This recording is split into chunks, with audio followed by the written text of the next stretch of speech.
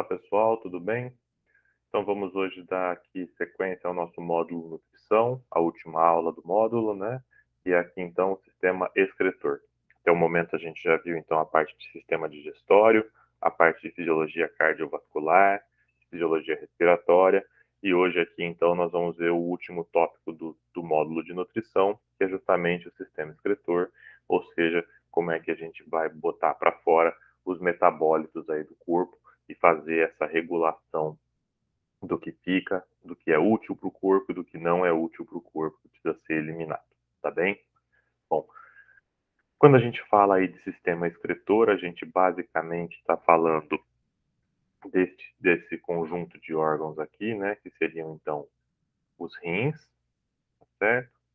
Os ureteres, que vão sair e levar, né, os rins, que é onde a urina vai ser produzida, os ureteres, que são os tubos que vão levar aí essa urina do local de produção até o local de armazenamento, que é a bexiga, né? A própria bexiga urinária e a uretra, tá certo? Então esses seriam aí os nossos pontos de foco hoje, lembrando que obviamente, né, os rins ficam presos aí na sua posição por uma camada de tecido conjuntivo. Nós temos aqui a glândula suprarrenal também, né? E uma grande irrigação sanguínea passa aqui pelos rins, tá bem? Mas nós vamos ver tudo isso com mais detalhes aqui ao longo da aula. Então, basicamente, quando a gente pensa aí no nosso sistema urinário, né, nosso sistema excretor, a gente pensa em 5 funções que são basicamente aí desempenhadas pelos rins, né, que são as mais importantes que nós vamos ter. Então, aí nós temos inicialmente como primeira função, que é a regulação dos níveis iônicos do sangue, tá certo? Então, através ali de ou da eliminação pela urina ou pela reabsorção e a manutenção desses íons no corpo, principalmente então aí o sódio, o potássio, o cálcio, o cloro e o fosfato, que são os principais íons que são regulados, tá certo? Que são, vocês vão ver, nós vamos ver daqui a pouquinho na parte de excreção, reabsorção e secreção desses íons, de acordo com a necessidade corporal. Então, essa é uma das principais funções aqui, que é a regulação dos níveis iônicos. E, obviamente, a segunda função, que está atrelada a essa, e também, né, que faz parte do processo de filtração, que é a regulação do volume e da pressão sanguíneos, tá certo? Então, veja aí, o corpo humano, de acordo com a quantidade, né, então, de líquidos que você está perdendo, que você precisa reter neste momento, ele tem aí o seu rim tem basicamente a função de controlar a quantidade de filtrado, né, ou seja, o quanto de líquido vai ser eliminado na urina e o quanto de líquido vai ser reabsorvido para ficar na corrente sanguínea, e isso também pode ser aí regulado de acordo com a necessidade do corpo, né? Então, imagina aqui uma situação hipotética, onde você sentou aqui e tomou bastante água, né? O que vai acontecer é que você aumentou, então, bastante aí o fluxo e o volume sanguíneo, tá certo? Porque essa água ela vai ser absorvida no nosso sistema digestório aqui, vai passar para a corrente sanguínea, você aumentando o volume sanguíneo, o que vai acontecer é que para regular isso, né, o seu próprio organismo tem um mecanismo ali e você aumenta então a quantidade de filtrado, produz um pouco mais de urina e elimina esse excesso uh, pela, pela urina, pela micção, né? E o contrário também pode acontecer, por exemplo, quando você está extremamente desidratado, o seu organismo ele reabsorve mais água, regula o fluxo de sangue que vai ali para os rins, você filtra menos, produz menos urina, produz uma urina mais concentrada e retém mais água aqui no nosso sistema circulatório, tá certo? Para você poder fazer a regulação de volume e pressão. Também tem aqui outra função, nossos rins, que são a produção aí de hormônios, como o calcitriol, tá faltando um i aqui, peraí que a gente já conserta aqui agora na hora, calcitriol, tá certo? E a eritropoietina, o calcitriol, que é uma forma ativa aí da vitamina D, e a eritropoietina, que é o hormônio que vai estimular a produção de células sanguíneas, tá? Temos ainda uma quarta função, que é justamente a regulação do pH sanguíneo. Então, lembrem-se aí que a gente viu na aula anterior, né, que na respiração nós temos aí, então, que parte do gás carbônico, quando ele volta para a corrente sanguínea, né, depois da célula fazer a respiração celular e jogar o gás carbônico de volta para ser exposto, uma parte dele se mistura com a água, reage, forma ácido carbônico que dissocia em H+, e HCO3-, tá certo? Então, isso aí é importante para a regulação sanguínea. E além da gente fazer a troca, né, via sistema respiratório, o sistema urinário também acaba por fazer esse tipo de controle. Então, quando os íons H+ aí estão muito altos, o nosso rim filtra, joga esses prótons para fora, tá certo? E retém o HCO3 menos no sangue, o bicarbonato no sangue, porque ele funciona aí como um tampão importante para manter o pH sanguíneo e a gente não ter grandes variações de pH em momentos de muita demanda por oxigênio e alta produção de CO2, tá bem? Bom, e por fim, a outra função que esses rins desempenham aí que seria a de excreção de resíduos, né? Então, todos os metabólitos aí, que são os restos metabólicos dos processos, né? Então, eles precisam ser eliminados do nosso corpo e o único jeito disso acontecer aí é através da urina, tá certo? Então, você vai ao longo do dia, né? O seu corpo vai filtrando e acumulando na urina produtos aí como a ureia, o ácido úrico, creatinina, bilirrubina, algumas drogas, também algumas toxinas ambientais, tudo isso vai saindo do seu corpo pela urina, tá certo? Então essas são as principais funções que são desempenhadas pelos rins, que são os órgãos principais do nosso sistema urinário, tá bom? Quando a gente olha para um rim, então, esse aqui é um esquema, né, de um rim. Nós temos, obviamente, dois, né, um do lado direito, um do lado esquerdo, né. Eles são pequenos, tem mais ou menos aí num adulto, num ser humano adulto, tem mais ou menos o tamanho de um sabonete, não é muito grande, não.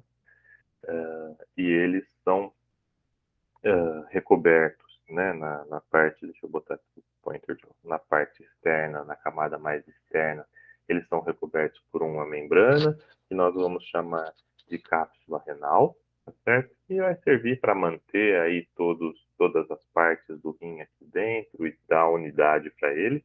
Ele também tem tecido adiposo no entorno dele aqui, que vai ajudar a manter ele na posição e a prender ele ali na, na localização que ele precisa ficar, né?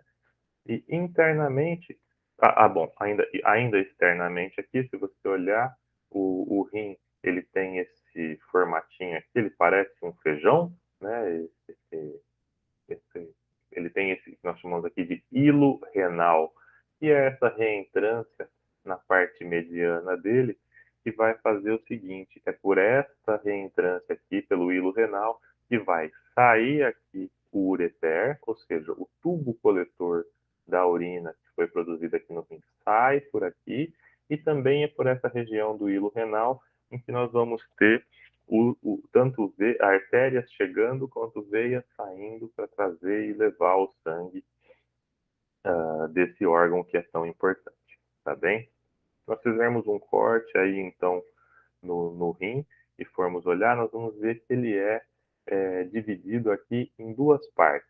Uma parte que nós chamamos de córtex renal, que é essa parte mais externa, tá certo? E uma parte que nós chamamos de medula renal, que são essas pirâmides invertidas aqui, né? Onde vamos ter aí parte dos nossos néfrons, que são as unidades funcionais aqui dos rins, tá certo? Então, o que nós vamos ter é que esses néfrons, que é onde o sangue efetivamente vai ser filtrado e o filtrado vai ser reabsorvido ou não, né? Reabsorvido ou secretado aqui, eles têm que uma parte dos néfrons fica no córtex dos nossos rins aqui, e outra parte dos néfrons, essa alcinha aqui, ó, ela fica já na medula renal, tá certo?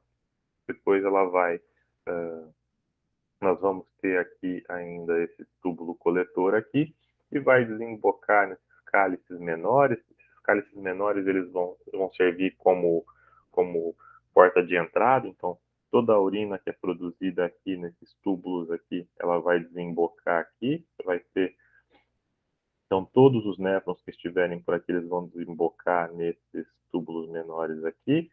Esses túbulos menores, eles vão, cálices menores, desculpa, esses cálices menores, eles vão desembocar no que nós chamamos de um cálice maior, que vai juntar tudo aqui na pelve renal e desembocar no ureter, tá certo? Então esses são aí os nossos componentes que vão fazer parte do rim. Lembrando aqui que nós temos também, obviamente, a artéria renal, né? Ela entra como uma artéria, o fluxo sanguíneo aqui para os rins é muito grande.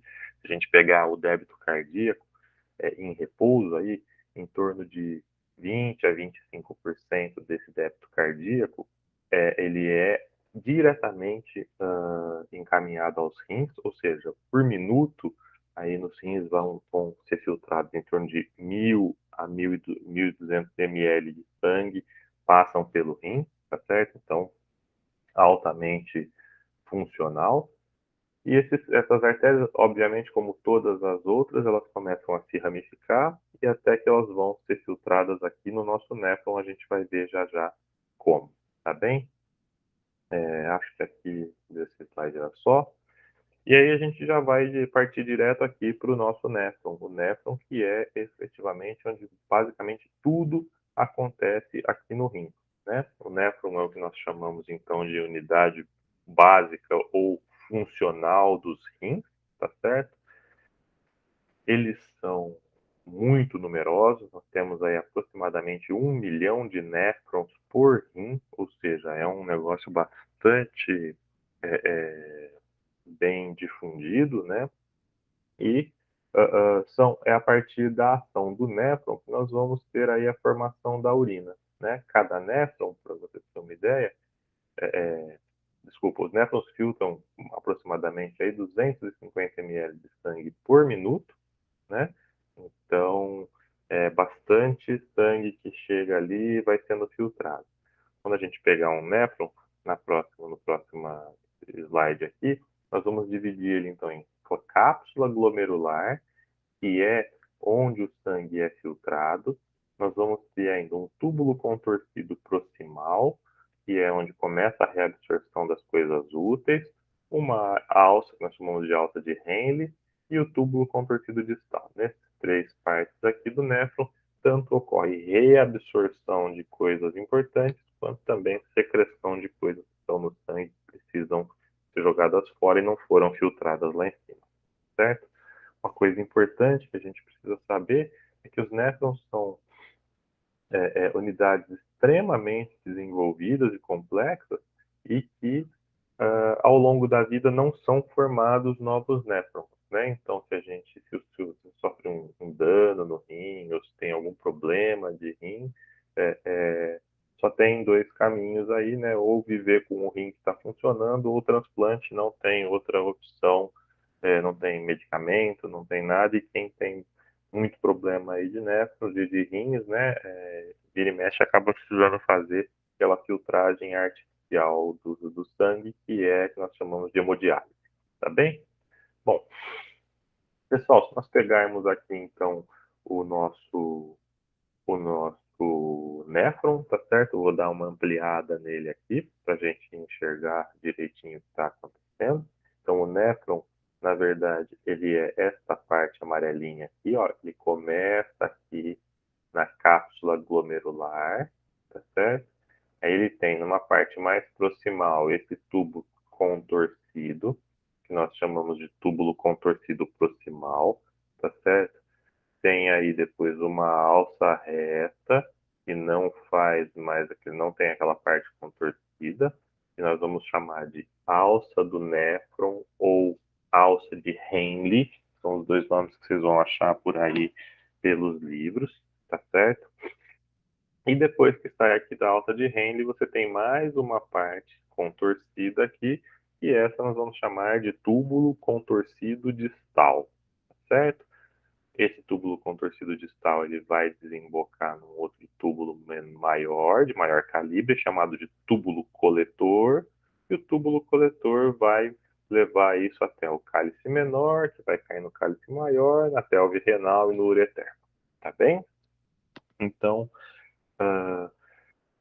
basicamente, o que vai acontecer, se você observar, olha, lembra que chega a irrigação sanguínea por aqui, você vai ter a subdivisão disso, então, em artérias de menor calibre, arteríolas e tudo mais, até que você vai chegar numa que nós chamamos aqui de arteríola aferente, é uma arteríola bem pequenininha, tá certo? E o que vai acontecer é que na região da nossa cápsula glomerular aqui, ela vai se ramificar em muitos microcapilares, tá certo? Que nós vamos chamar de glomérulo renal.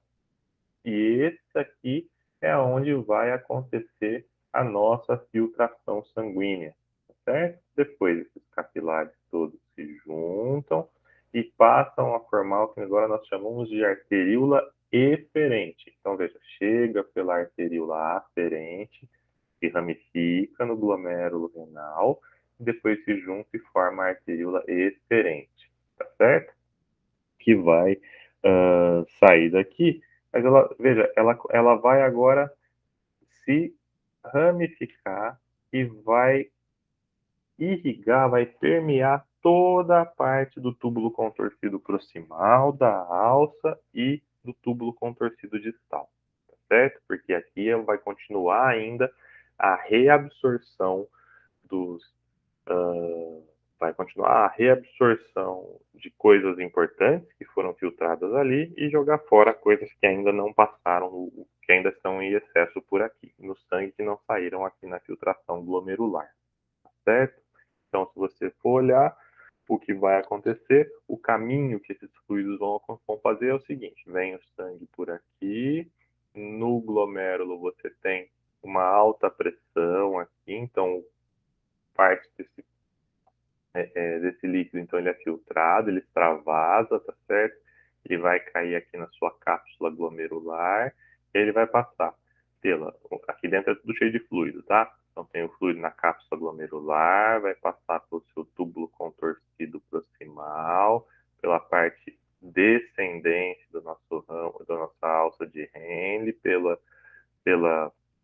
a alça que sobe pelo ramo ascendente, volta para a parte distal, cai no túbulo coletor e daí já está pronto e vai seguir para ser eliminado, tá bem? Então, como que isso vai funcionar, gente? Ó, o nosso néfron a gente vai dividir, então, em corpúsculo renal e túbulo renal e o túbulo coletor, que é aquela parte finalzinha ali, tá certo?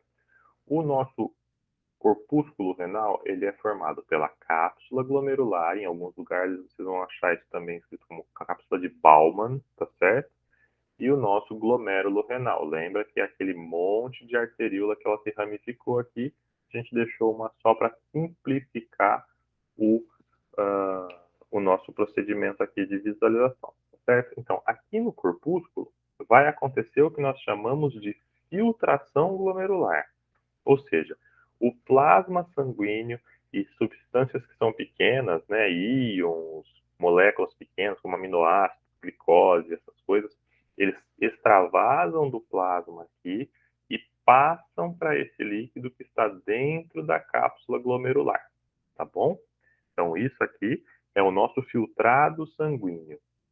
Logo que ele sai aqui nossa cápsula glomerular, ele vai entrar ali, né, no túbulo contorcido proximal, na alça, no distal.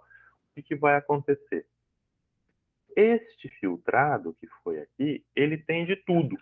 Ele é um filtro, ele filtra indiscriminadamente. Então você vai ter no líquido da cápsula aqui tanto substâncias que são para serem eliminadas, tá certo? Como ureia, ácido úrico, bilirrubina, esse tipo de coisa. Mas você também vai ter substâncias importantes, como, por exemplo, a glicose, aminoácidos, coisas que são úteis para a sua nutrição aí e que simplesmente passaram por conta da força do filtrado, tá certo? Então, o que vai acontecer? Conforme esse líquido se move pelos túbulos aqui, essas substâncias que são importantes para o organismo, né, elas são reabsorvidas. Então, por exemplo, água, né, a gente não pode, nós somos animais terrestres, a gente não pode ficar se dando ao luxo de perder a água, né? Então, toda 99% da água que é filtrada, ela é reabsorvida de volta aqui nesses túbulos. Aí você ainda vai puxar glicose é importante, faz parte da nossa respiração celular, tá certo? Aminoácidos aí para a gente construir nossas proteínas e mais uma série de coisinhas e íons principalmente que são filtrados, mas são importantes para o organismo. Então, nesse túbulo aqui, ele é reabsorvido para o sangue, né? Agora, do mesmo jeito que você tem aqui essa reabsorção, nem tudo que era prejudicial para o corpo foi filtrado aqui, uma parte ficou no sangue, tá certo? Então, ainda enquanto nessa irrigação e passagem pelos túbulos, nós vamos ter também a secreção de substâncias que não foram totalmente filtradas, né? Então, aí você vai jogar metabólitos, você vai jogar alguns fármacos, se você tiver com excesso de algum íon, muito cálcio, muito potássio no organismo, é aí que você vai pegar o excesso disso aqui e jogar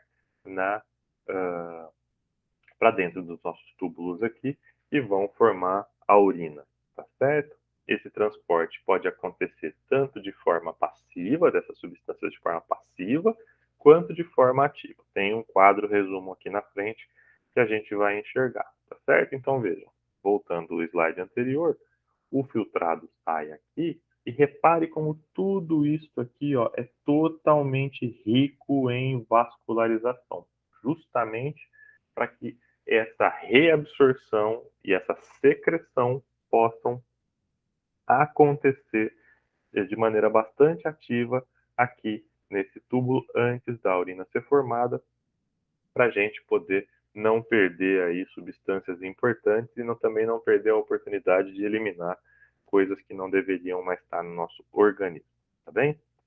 Bom, então a filtração aí a gente vai acontecer, ela acontece aí na cápsula glomerular, certo? A gente já viu. A principal força que vai fazer essa filtração é a pressão sanguínea, ali naqueles capilares, ela vai jogar para fora ali, então, água, íons, glicose, aminoácidos, creatinina, essas moléculas pequenininhas, elas vão ser expulsas do sangue, da corrente sanguínea, tá certo? E vão ali para esse espaço glomerular, né?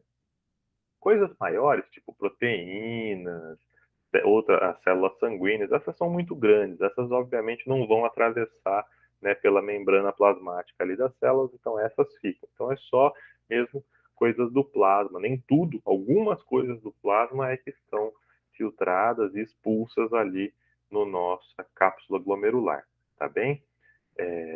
A pressão aí, a gente já vai ver como é que vai funcionar a pressão, mas basicamente o que vai acontecer? Você tem que joga para fora do sangue, você vai ter a pressão sanguínea, né? Que joga então parte desse plasma para fora, e aí você vai ter uma que nós chamamos de as pressões contrárias, né? Então, uma pressão osmótica do filtrado aqui, que ele é menos concentrado do que o sangue, então ele já joga um pouquinho de coisa de volta para a corrente sanguínea, e a pressão da próprio líquido da cápsula glomerular, que também joga um pouquinho ali. Então, é o balanço entre isso que vai gerar a sua pressão de filtração. E, obviamente, a alteração de qualquer uma delas vai alterar a quantidade do que é filtrado. Então, por exemplo, tomou aí 2 litros de água, o que vai acontecer? Você aumentou a pressão sanguínea, né, um pouquinho a pressão sanguínea, e isso vai, obviamente, jogar mais líquido para fora, e aí você vai acabar fazendo uma maior quantidade de filtrado e eliminando uma quantidade maior de urina. Tá certo? Bom, para vocês terem uma ideia, em termos de filtragem, ou seja, aquilo que é eliminado da corrente sanguínea, nós vamos ter aí entre 150 a 180 litros na urina que é filtrado, tá? De 150 a 180 litros de filtrado por dia. Já vamos consertar já para não dar erro depois. Beleza? Bom, então, se a gente for botar aqui numa formulazinha, como é que vai acontecer? Nós temos então aqui a arteriola aferente chegando, né? Ela vai trazer o sangue. Aqui nós temos a nossa pressão sanguínea, então, na arteríola, e ela vai expulsar aqui o nosso plasma sanguíneo, parte do nosso plasma sanguíneo, né? Deixa eu botar o pointer de novo. Parte do plasma sanguíneo para esse espaço capsular aqui dentro, tá certo? Então, isso nós vamos chamar de pressão hidrostática sanguínea. E, obviamente, a gente vai ter aí as pressões externas aqui, as pressões contrárias, né? Que é a própria pressão osmótica que nós vamos ter desse filtrado capsular para cá. Então, veja, a gente joga aqui água e alguns íons, mas aqui, né, também sobram alguns íons e sobra mais coisas, células, proteínas e tudo mais. Então, neste momento aqui, ó, a gente tem uma tentativa de igualar essa concentração, então a pressão osmótica aqui joga algumas coisas de cá, e a pressão que esse próprio líquido executa aqui na cápsula, tá certo? Da cápsula executa aqui também joga um pouquinho de líquido de fora, ou seja, a nossa, para formar o sangue que sai aqui na nossa arteríola eferente, tá certo? Então a gente pode dizer que a fórmula para a gente calcular essa pressão de filtração aqui, ela é igual à pressão hidrostática sanguínea menos a pressão hidrostática do filtrado menos a pressão osmótica sanguínea, tá certo? Isso tudo aí vai te gerar uma pressão de filtração. Então, por exemplo, se a gente tem que a sua pressão de filtração aqui hidrostática sanguínea é de 70 milímetros de mercúrio, a da cápsula 14, a osmótica 32, nós vamos ter aí uma pressão de 24 milímetros de mercúrio, tá certo? Positiva, jogando então plasma da corrente sanguínea para a cápsula, para o espaço capsular e, consequentemente, para o resto do nosso processo, tá certo? Bom, pessoal, lembra que a gente falou um pouquinho agora há pouco que mesmo que a gente tenha coisas que nós desejamos que vão ser eliminadas, nós também temos coisas aí que precisam voltar, porque são extremamente importantes, né? Então veja aqui, ó, que saiu da cápsula do corpúsculo renal aqui, ó, a gente, então veja, o que já tivemos aqui? Água, todos os solutos presentes no sangue, obviamente sem proteínas, né? Íons, glicose, aminoácidos, creatinina e ácido úrico. O túbulo contorcido proximal, lembra que ele é altamente irrigado, hein? Ó, aqui, né? Altamente vascularizado. O que vai acontecer aqui? Então, nesse exato momento, você já começa então, a ter a reabsorção de água, sódio, potássio, glicose, 100% da glicose já é reabsorvida aqui, ó, por difusão facilitada, esses importadores e os aminoácidos também, coisas importantes, precisam voltar com urgência, né? Então, isso aqui já volta na hora, 100% é reabsorvido aqui, vai ter ainda a reabsorção de cloro, de bicarbonato de sódio, um pouquinho de ureia, cálcio e magnésio, né? A ureia fica indo e vindo, mas é porque ela vem por difusão, tá certo?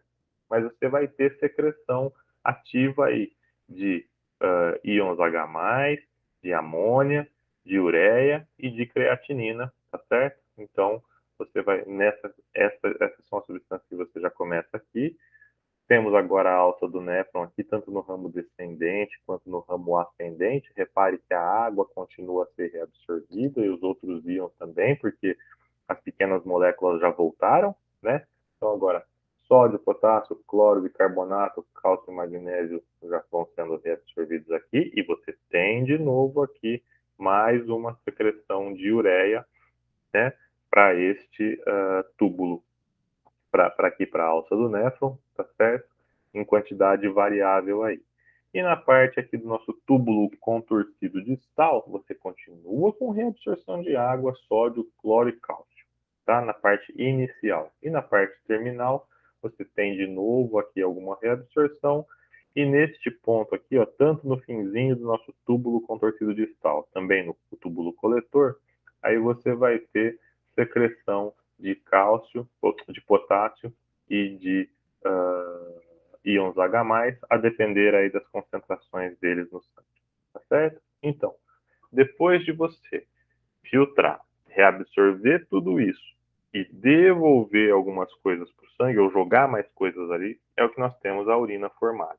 Então, se você for pegar aqui, ó, em termos de quantidade de substâncias que são filtradas e reabsorvidas, a gente vai ter uma tabelinha que é muito boa. Então, veja, ó, água, aí é uns 180 litros, né, eles vão considerar, né, a conta com 180, pode ser menos, depende aí da sua ingestão de água ao longo do dia, tá certo? Mas veja, se você tem aí 180 litros filtrados, né, no, por dia, nós temos 178 a 179 litros reabsorvidos, né? Então você vai produzir aí 1 a 2 litros de água que vai eliminar na urina por dia, né? Por isso que você vai lá e o pessoal fala, tome de 1 a 2 litros de água por dia.